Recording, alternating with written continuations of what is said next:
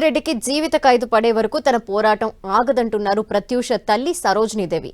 High court తీర్పుని సమర్థించిన సుప్రీంకోర్టుకి కృతజ్ఞతలు తెలిపిన సరోజినీదేవి తనకు పూర్తి న్యాయం జరగలేదని వ్యాఖ్యానించారు. తన కుమార్తె కేసులో సాక్ష్యాలని మాయం చేశారని అంటున్న సరోజినీదేవితో మా ప్రతినిధి కరుణాకర్ ఫేస్ టు ఫేస్. సరిగ్గా 24 ఏళ్ల క్రితం 2002లో సమైక్య ఆంధ్రప్రదేశ్లో సంచలనం సృష్టించిన సినీ నటి ప్రత్యూష కేసుకు సంబంధించి సుప్రీంకోర్టు కీలక తీర్పు వెలువరించింది. సిద్ధార్థ్ రెడ్డి 4 వారాల్లో లొంగిపోవాలని చెప్పి సుప్రీంకోర్టు ఆదేశించిన పరిస్థితిని మనం చూస్తున్నాం. ఈ కేసుకు ఈ తీర్పుపై స్పందించేందుకు ప్రత్యూష తల్లిగారు సరోజినీదేవి గారు ఉన్నారు. అమ్మ, ఎట్లా చూస్తారు సుప్రీంకోర్టు తీర్పు? 4 వారాల్లో లొంగిపోవాలన్నారు. హైకోర్టు ఇచ్చిన శిక్షనే ఖరారు చేస్తూ సుప్రీంకోర్టు తీర్పు ఇచ్చింది. దీన్ని ఎట్లా చూస్తారు? Supreme court same high court judgement confirm చేసింది. అందులో 4 వీక్స్లో సిద్ధార్థ్ రెడ్డి ఎక్కడున్నా వచ్చి సరెండర్ కావాలని కూడా వచ్చింది. అదొక చిన్న కంటి తుడుపు. వాళ్ళు నెక్స్ట్ ఏం అలర్ట్ అవుతారో మాకు తెలీదు. బట్ మేము మాత్రం మా జడ్జిమెంట్ కాపీ వచ్చిన తర్వాత ఏం చేయాలన్నది మా అడ్వకేట్తో డిస్కస్ చేస్తామండి. I respect the judgement. ఎందుకంటే అత్యున్నత న్యాయస్థానం ఇచ్చిన రెస్పెక్ట్ని ప్రతి ఒక్కరు కూడా గౌరవించాలి. నేను కూడా గౌరవిస్తున్నాను. బట్ నేను వ్యక్తిగతంగా చెప్పేది ఏంటంటే మాకు సంపూర్ణమైన న్యాయం జరగలేదు. కంప్లీట్ జస్టిస్ అయితే జరగలేదు. జీవిత ఖైదు పడి ఉంటే ప్రత్యూష ఆత్మకు శాంతించేది, మాకు కూడా కొద్దిగా తృప్తి అయ్యేది. 26 ఏళ్ల పోరాటంలో ఇంతేనా అనిపిస్తుంది.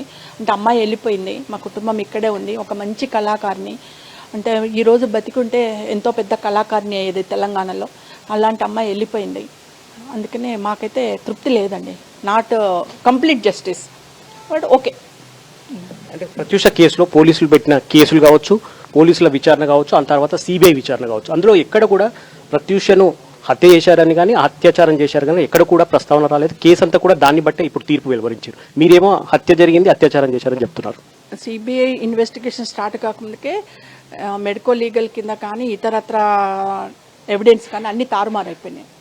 ఏవి అందనీయలేదు. ఇక డ్రెస్ అయితే మెయిన్ ఎవిడెన్స్ ఏదైతే ఉంటుందో ఇన్సిడెంట్ జరిగేటప్పుడు ఒంటి మీద ఉన్న డ్రెస్సే మెయిన్ ఎవిడెన్స్.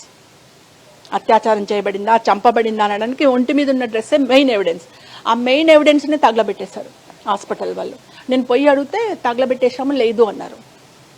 అక్కడే మీకు తెలిసి ఉండాలి సార్. ఇన్వెస్టిగేషన్ వచ్చినప్పుడు ఇగో ఇవే ఉన్న ఇన్వెస్టిగేషన్స్ అని చెప్పేసి పోలీస్ డిపార్ట్మెంట్ వాళ్ళకి అందజేసిండు. దాని ఆధారంగానే సిబిఐ వెళ్తుంది.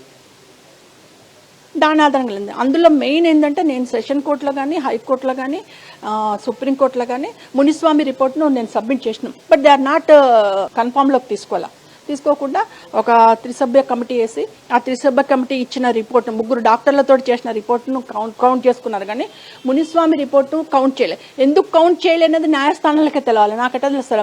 వీఆర్ ఆర్గ్యూడ్, కౌంట్ చేయండి, పోస్ట్ మార్టం రిపోర్ట్ కౌంట్ చేయండి. మా అడ్వకేట్ ఆర్గ్యూ చేసిండు. బట్ వాళ్ళు ఎందుకు కౌంట్ చేయలేదన్నది వాళ్ళకే తెలవాలి, న్యాయస్థానాలకే తెలవాలి. బట్ మేము మాత్రం ఇప్పటికి కూడా బాధపడుతున్నాను. ఆత్మహత్య చేసుకున్న, మర్డర్ అయినా ఒక మనిషి చనిపోతే పోస్ట్ మార్టం రిపోర్ట్ ఆధారంగానే ఛార్జ్షీట్ అప్లై చేస్తారు కోర్టులో అనేది ఒక కామన్ నానుడి. బట్ ప్రత్యూష కేసులో అదేమి జరగల. త్రిసభ్య కమిటీ ఇచ్చిన రిపోర్ట్ ఆధారంగానే ఛార్జ్షీట్ అప్లై అయింది. త్రిసభ్య కమిటీ ఇచ్చిన రిపోర్ట్ ఆధారంగానే టోటల్ అప్ టు సుప్రీంకోర్టు వరకు అదే ట్రయల్స్ జరిగింది. కానీ ఎక్కడ కూడా పోస్ట్ మార్టం రిపోర్ట్ని కన్ఫర్మ్ చేయాలి. అందుకని ఈ ఇన్జస్టిస్ వచ్చింది. ఒక బాడీని హింసించిన తర్వాత కూడా అది కాదు అని అంటే ఇంకా నేనేం చేయాలండి? నా దగ్గర ఏం రాజకీయ అధికారం లేదు, నా దగ్గర డబ్బులు లేవు. ఫోటోలు కూడా నాకు ఇవ్వనీలే. సిడిఎఫ్ నుంచి అసలు ఒక్క ఫోటో నాకు అందలే. పోస్ట్ మార్టంలో ప్రతి పార్ట్కి ఆపరేషన్స్లో ఫోటోలు తీస్తారు, వీడియో తీస్తారు. వీడియో కూడా తప్ప, ఫోటోలు కూడా తప్ప. ఏవి మరి ఆ ఫోటోలు ఎక్కడ పోయినాయి? నేను పోలీసు వాళ్ళకి పోయి పండ్రగుట్ట పోలీస్ స్టేషన్లో అడిగితే మీకు ఇవ్వకూడదు ఆ ఫోటోలు అన్నారు. కన్న తల్లినండి నేనే లీడ్ చేసేదాన్ని, నేనే చూసుకుందాన్ని. నాకు కూడా ఫోటోలు ఇవ్వకపోతే ఇంకెట్లా? అంటే total evidence is manipulated, total evidence is మాయం. అన్ని మాయం అయిపోయిన తర్వాత సిబిఐ ఎంటర్ అయింది. సిబిఐ తనకున్న ఎవిడెన్స్ తోటి క్యారీ అయింది. అందుకని ఈ రిజల్ట్ వచ్చింది, ఈ జడ్జిమెంట్ వచ్చింది. అదే పోస్ట్ మార్టం రిపోర్ట్ని కౌంట్ చేసుకుంటే ఇంకో తీరుగా ఉండేది జడ్జిమెంట్, మాకు న్యాయం జరిగేది. ఈరోజు బాధితులకు కొద్దిగా కంటి తుడుపులాగా అయింది తప్పితే మొత్తం న్యాయం జరగలేదు. ప్రత్యూష చనిపోయిన కొత్తలో ఈ కేసుకు సంబంధించి అప్పుడు కొంతమంది మంత్రుల పిల్లల మీద కావచ్చు, కొంతమంది కీలక రాజకీయ నాయకులపైన అభియోగాలు వచ్చాయి. కానీ కేసు విచారణ సందర్భంగా ఎక్కడ వాళ్ళ పేర్లు ప్రస్తావనకు రాలేదు. ఎందుకంటారు? నాకు కాల్ చేశారు సిడిఎఫ్ నుంచి, మేడం మీరు రావాలి సిడిఎఫ్డికి అని. నేను ఎందుకు సార్ అంటే డిఎన్ఏ టెస్ట్ కోసం మీ బ్లడ్ తీసుకోవాలా. ప్రత్యూష నా బిడ్డ కాబట్టి నేను పోరాటం చేస్తున్నాను, నా డిఎన్ఏ టెస్ట్కి బ్లడ్ కావాలట. బట్ అదే అలగేషన్స్ ఉన్న వాళ్ళ బ్లడ్ని ఎవరో చేయాలి సార్? తల్లినేమో నన్ను పిలుస్తారు ల్యాబ్కి, మరి వాళ్ళని కూడా పిలవాలి కదా ల్యాబ్కి పిలిచి డైరెక్టే తీసుకోవాలి కదా, తీసుకోవాలా. ఎక్కడనో వాళ్ళని ఉంచేసి బాటిల్స్లలో బ్లడ్ తీసుకొచ్చారు. అది వాళ్ళ బ్లడ్ అని ఎట్లా కన్ఫర్మ్? అటువంటిది ఎక్కడి నుంచో బ్లడ్ని తీసుకొచ్చి బాటిళ్ళల్లో ఇవి వాళ్ళే అని చెప్పేసి వాళ్ళ దాంట్లో ప్రత్యక్ష విసరాలు లేవు, వాళ్ళు కాదు అని అంటే ఇక్కడ తారుమారు కాకపోతే ఏమవుద్ది? బాధిత కుటుంబాలు కామన్గా ఉండి దోషులు పెద్ద కుటుంబాలు అయితే బాధిత కుటుంబాలకు న్యాయం జరగదు. ఇవాళ రేపు నానుడేది. అదే పెద్ద కుటుంబంలో అన్యాయం జరిగి ఒక కామన్ పీపుల్ ఎవరైనా దోషులు ఉంటే వాళ్ళకి జీవిత ఖైదీ పడుతుంది, 20 సంవత్సరాల ఖైదీ పడుతుంది, అన్నీ పడతాయి వాళ్ళకి.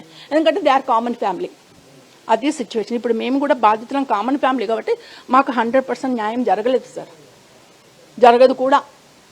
సిద్ధార్థ ప్రత్యూష ప్రేమించుకున్న విషయం మీకు ఆల్రెడీ తెలుసు కాబట్టి సిద్ధార్థ ఫ్యామిలీని కూడా ఒప్పించి పెళ్లి చేసుంటే ప్రత్యూష బతికుండేదని మీకు ఇన్నేళ్ళలో ఎప్పుడైనా అనిపించిందా? నా కూతురు అన్నది, అమ్మ సిద్ధార్థ రెడ్డిని ప్రేమించాను, ముందు నేనేం చేయాలి సార్, ఒక తల్లిగా, ఒక బాధ్యత, రెస్పాన్సిబిలిటీ లేడీగా నేనేం చేయాలి, ముందు నా బిడ్డను కన్విన్స్ చేసుకోవాలి, నా బిడ్డ ఫార్వర్డ్ కాకుండా నేను ఆపుకోవాలి. ఇప్పుడిప్పుడే డెవలప్ అవుతున్నావు, ఇటువంటి వద్దు మనకి. ఒకవేళ ఉన్నది నువ్వు ప్రేమించినా పెళ్లి చేసుకుంటా అంటావు, ఓకే, దాన్ని మనం ఫార్వర్డ్ అవుదాం. బట్ ముందు నువ్వు డెవలప్గా, నువ్వు ఎస్టాబ్లిష్గా. ఎందుకంటే ఆ అబ్బాయి కూడా ఇప్పుడే ఇంటర్మీడియట్ పోయి డిగ్రీలకు వెళ్ళిండు. నువ్వు ఒక మంచి హీరోయిన్ కావాలి, అప్పుడు డబ్బులు ఎర్నీ చేసుకొని మీరు పెళ్లి చేసుకుందరు. కానీ దానికి నేను యాక్సెప్టెన్స్, మీరు ఇదే లవ్లో ఇదే ఎఫెక్షన్లో క్యారీ అయితే అప్పుడు నేను చేస్తాను అని చెప్తే నా బిడ్డ యాక్సెప్టెన్స్ అయింది. Is the very responsibility lady, dare lady, కరెక్ట్గా ఆలోచించే గర్ల్. అమ్మ నువ్వు చెప్పింది కరెక్ట్, నేను అట్లా చేస్తాను. కానీ వాళ్ళ ఇంట్లో వాళ్ళ మదర్ ఫాదర్ యాక్సెప్టెన్స్ లేదు. ఒక హీరోయిన్ను, ఒక ఆర్టిస్ట్ను మేము చేసుకోము అనే ఉద్దేశంలో వాళ్ళకి లేరు. అప్పుడు మా పాప ఏమన్నదంటే, ఎంతసేపు నువ్వు నన్ను టార్చర్ పెట్టొద్దు, నాకు షూటింగ్స్ ఉంటాయి, నేను షూటింగ్ మెంటాలిటీలో ఉండాలి. సో మదర్ను నేను ఒప్పించిన, మదర్ కొన్ని సజెషన్స్ ఇచ్చింది, దానికి నేను యాక్సెప్టెన్స్ ఇచ్చిన. మీరు మీ ఇంట్లో ఒప్పించుకునే బాధ్యత నీది. హీరోయిన్గా ఎస్టాబ్లిష్ అయిపోతుంది. ఇప్పుడు రేపటి నాడు నన్ను వద్దు అంటే నా పరిస్థితి ఏంది, ఇంకా మోర్ భవిష్యత్తులో అని చెప్పేసి ఒక ఇన్ఫీరియారిటీ కాంప్లెక్స్ వచ్చేసి అతను ఈ సిచ్యువేషన్ క్రియేట్ చేసుకున్న, కొంతమందిని కలుపుకొని, ఫ్రెండ్స్ని సర్కిల్ని కలుపుకొని పాపని మీద అత్యాచారం చేయించడము. ఎంత దుర్మార్గుడు అండి అతడు, ఒక ప్రేమికుడు అండి, దుర్మార్గుడు. తీసుకుపోయి అత్యాచారం చేయించి చంపాడండి. నోట్లో ఎంత క్రూరుడండి, నోట్లో పాయిజన్ ఇస్తాడండి. సుప్రీంకోర్టు తీర్పును గౌరవిస్తూనే మాకు న్యాయం జరగలేదని మీరు అంటున్నారు. ఫర్దర్గా ఎటువంటి పోరాటం చేయబోతున్నారు? మీరు కోరుకుంటున్నట్టు యావజ్జీవ కారాగార శిక్ష పడే వరకు మీ పోరాటం కొనసాగుతుందా? అడ్వకేట్ని ఇంకా కంప్లీట్ అప్రోచ్ కాలేదు కాబట్టి ఇప్పుడు నేను ఏం చెప్పలేను సార్. 24 ఏళ్ల పాటు మీ కూతురి న్యాయం కోసం మీరు పోరాడుతున్న 10 టీవీ మిమ్మల్ని ప్రత్యేకంగా అభినందిస్తుంది. ఇది సరోజిని చెప్తున్న పరిస్థితి. సుప్రీంకోర్టు తీర్పును గౌరవిస్తూనే ఇంకా న్యాయం జరగాలి, సిద్ధార్థ రెడ్డికి యావజ్జీవ కారాగార శిక్ష పడే వరకు పోరాటం చేస్తామని చెప్పి సరోజిని చెబుతున్న పరిస్థితిని మనం చూస్తున్నాం. కెమెరా పర్సన్ రాజుతో కరుణాకర్, 10 టీవీ, హైదరాబాద్.